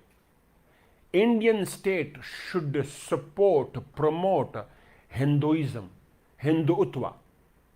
ये एक रिलीजियस स्टेट हो, आइडियोलॉजिकल स्टेट हो और हिंदुत्व को प्रमोट करे। स्टेट ऑफिशियली प्रमोट करे हिंदुत्व को, एक। दूसरा, इस हिंदू स्टेट में minorities should not have the equal citizenship right, whether they're Muslims or Christians, etc. उनकी इक्वल सिटीजनशिप राइट ना हो। क्यों? Because they are either invaders or converters or settlers. Invaders, converters or settlers. तो citizenship right उनका equal ना हो। इसी तरीके से मजीद वो क्या कहता है कि जो मॉस्क्स हैं अक्रॉस इंडिया उनको डिमोलिश किया जाए। There are more than 1400 mosques in India जिनको डिमोलिश करना है आरएसएस की आइडियोलॉजी के मुताबिक। और वहां पे क्या बनाना है? राम मंदिर बनाने हैं, मंदिर बनाने हैं, टेंपल्स, हिंदू टेंपल्स बनाने हैं। ये उनकी आइडियोलॉजी का हिस्सा। इसी तरीके से फिर RSS believes in strong military muscles of India, कि India as a military power बड़ा स्ट्रांग हो और फिर वो एक्सपैंड करे beyond its borders. On one hand till Afghanistan, on the other till Indonesia. ऐसे कई सारे और पॉइंट्स हिंदुत्व में आप लोग बता सकते हैं।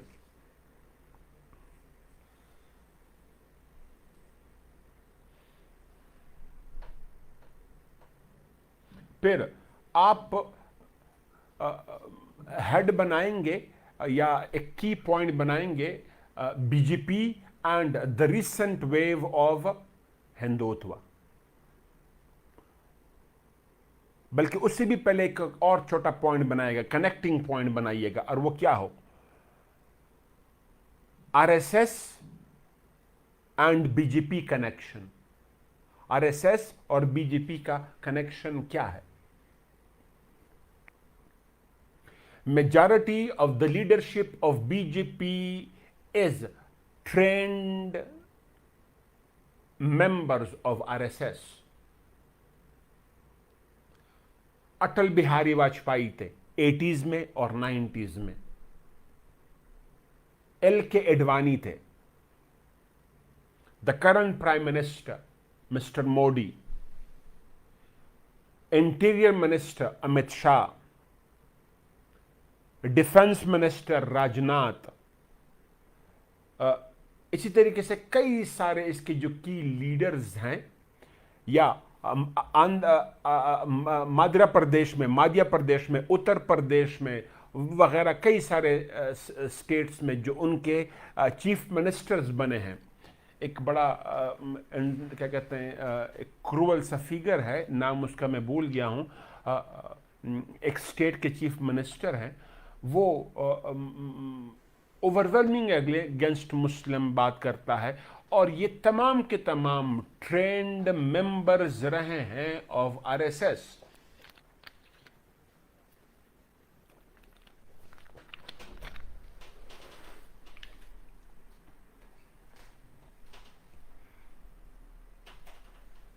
उसके बाद बीजेपी का जो राइज हुआ है वो कब हुआ है? 80s में, 80 की दहाई में। RSS was banned in India after the killing of Mr. Gandhi. तो ये बैन हुआ। It resurfaced with new names. बार बार नाम तब्दील करते गए आता गया ये, लेकिन 80 के दहाई में राइज ऑफ बीजेपी हुआ, राइज ऑफ बीजेपी हुआ।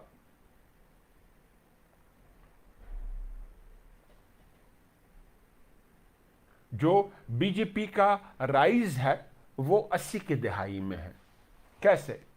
1984-85 जो असेंबली थी of Gujarat, state assembly of Gujarat थी, 1983, 84, 85 में जो स्टेट असेंबली ऑफ गुजरात थी, उसमें बीजेपी की जो टोटल मेंबर्स थे, मेरे हमें या तो 4 थे या 5 थे स्टेट असेंबली ऑफ गुजरात में। 88 के इलेक्शन में 89 सीट्स ले लिए, ओवरवेलमिंग मेजॉरिटी ले ली बीजेपी ने गुजरात में। और इसके पीछे ड्राइविंग फैक्टर क्या था? हिंदुत्व, प्रमोटिंग हिंदुत्व, और खास तौर पे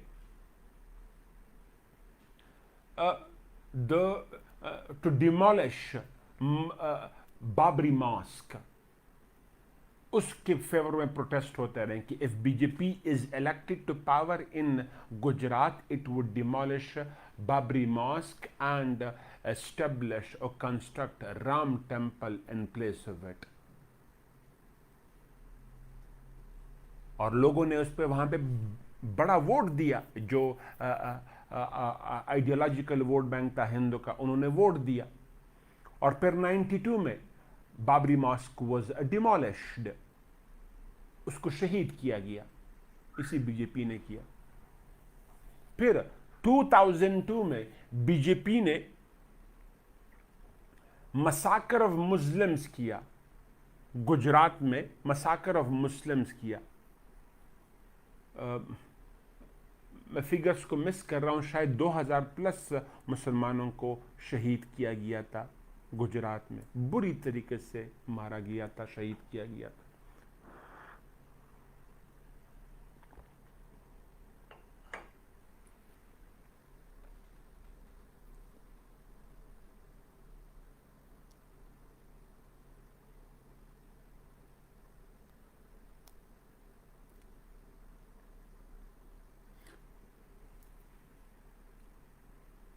अभी जो बीजेपी है, देखिए मैंने एक हिस्ट्री से 1-2-3 एग्जांपल जो था रिसेंट हिस्ट्री से, या थोड़ा सा हम 80s और 90s में गए, अब रिसेंट की हम बात करते हैं। बीजेपी ने अब क्या किया है?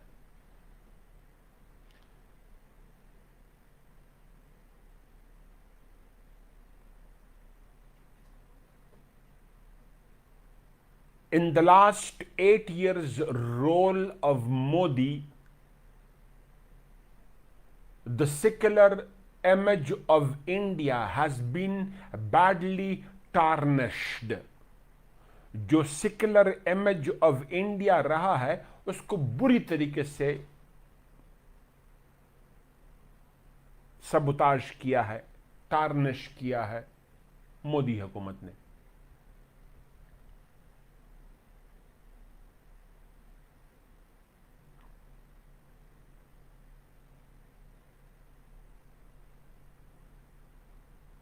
कैसे?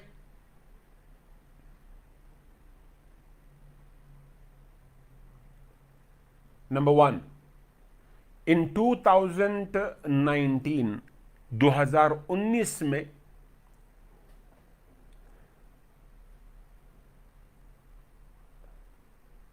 The special status of Kashmir being abolished, एक पॉइंट आपका यह होगा, special status of Kashmir abolish किया गया।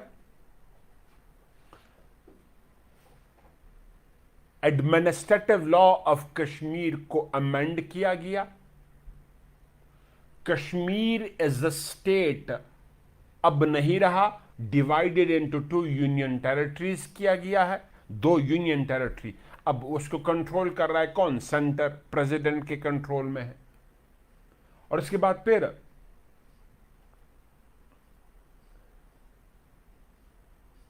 Restriction of purchasing of land for Hindus in Kashmir वो abolish कर दी गई। The restriction to purchase land for in Kashmir वो abolish कर दी गई है। उसके अलावा फिर क्या कर दिया गया है, दैट इज कर्फ्यू है, मॉस्क्स को बंद किया गया है कई सारे इलाकों में, मुस्लिम मेजॉरिटी एरियाज में।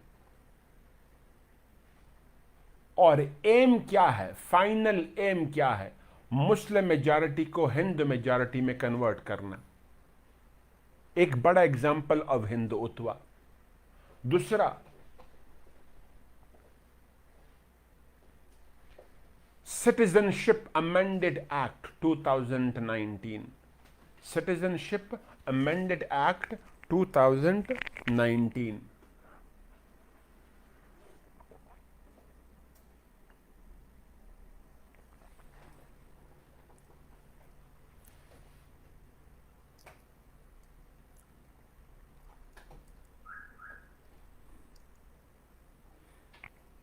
वो आप बताएंगे सिटीजनशिप अमेंडेड एक्ट में क्या हुआ। All the settlers from the South Asian neighbors who got settled in India before 2015, all the settlers in India who got settled from the South Asian neighbors before 2015 would be given citizenship excluding Muslims. तमाम को citizenship दी जाएंगी लेकिन मुसलमानों को नहीं। एक तो ये हुआ। दूसरा,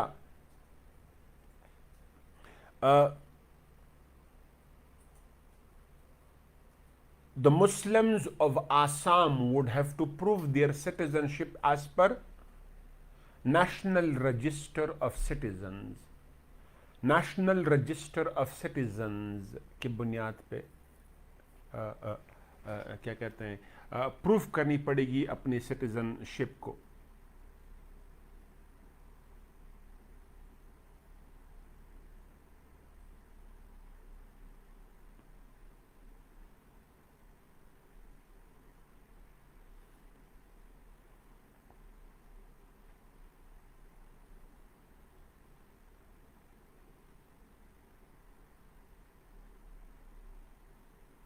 इसके अलावा फिर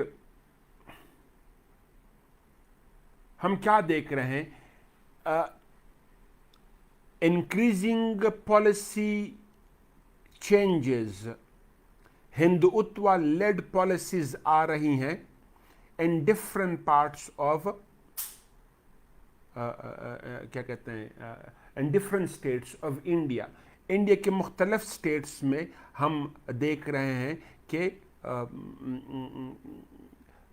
एंटी मुस्लिम राइट्स बढ़ रहे हैं और स्पेशली हिजाब पे पाबंदी लगा दी गई है।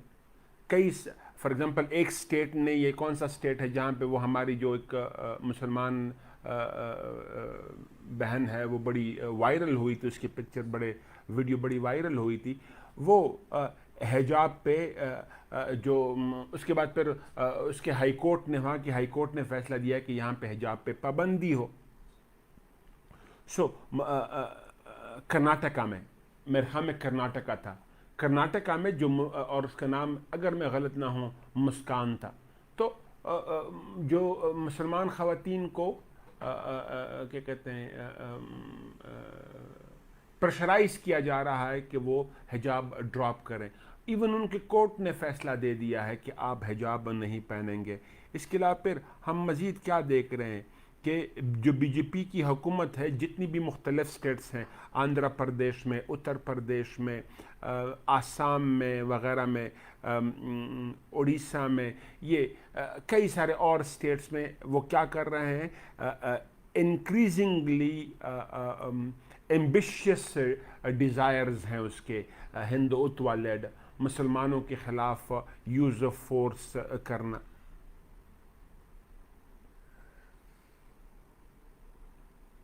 और सिर्फ ये नहीं है, उसके साथ साथ जो हिंदू नेशनलिज्म है वो threat to the peace of the region भी है। ये region, the peace of the region is under threat. कैसे? हिंदू एक्सपेंशनिज्म, हिंदुत्व की आइडियोलॉजी क्या है? एक्सपेंशनिज्म।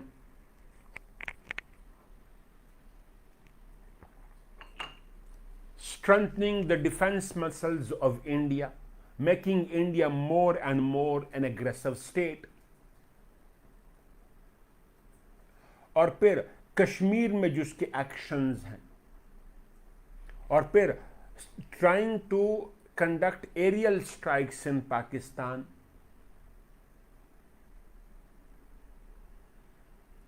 जिस तरह 2019 में उन्होंने किया और पाकिस्तान ने बिफिटिंगली रिप्लाई किया।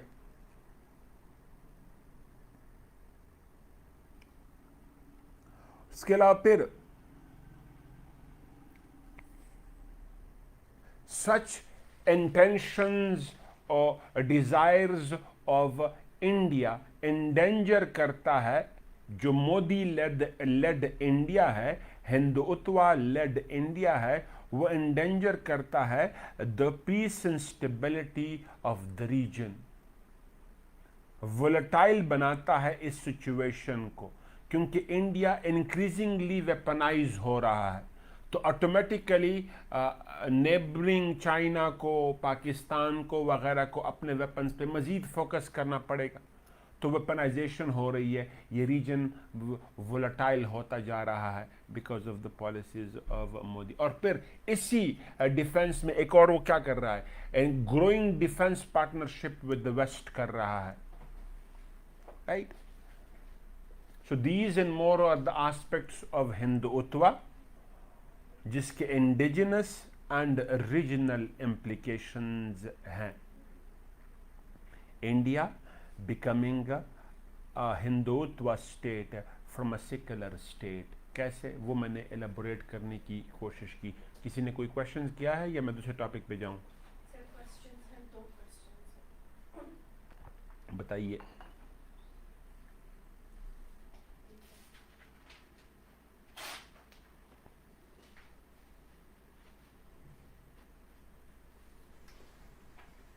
Thank you.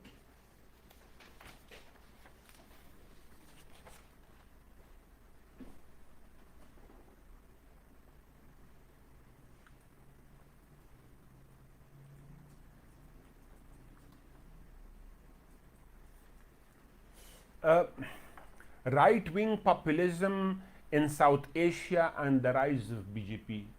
Populism is a global phenomena.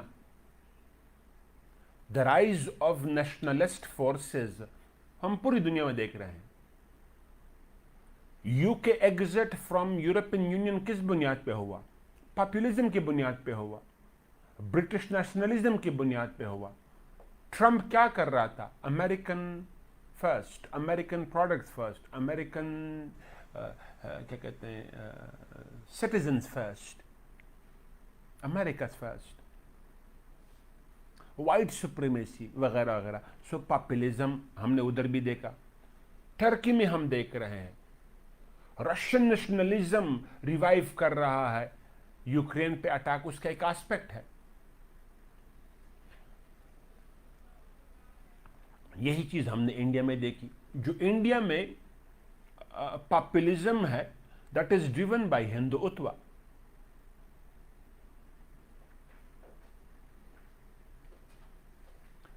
So populism and Hindutva are one and the same thing in the case of India. Populist policies हैं of Modi driven by Hindutva, और बीजेपी खुद को power में रखने के लिए electoral politics यही करती है, और पावर में रहने के लिए यही उसकी पॉलिसी रही है। और ये पॉलिसी वो लोग बाई कर रहे हैं और शिद्दत से बाई कर रहे हैं। और इंडिया इंक्रीजिंगली क्या कहते हैं, एक आइडियोलॉजिकल स्टेट बनता जा रहा है। फिफ्थ जनरेशन वॉरफेयर पे मेरे ख्याल में हमने कल बात की थी।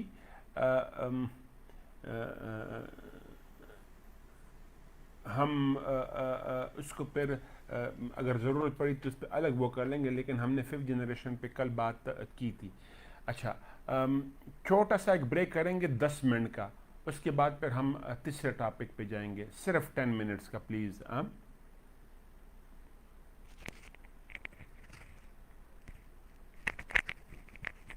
स्टॉप किया।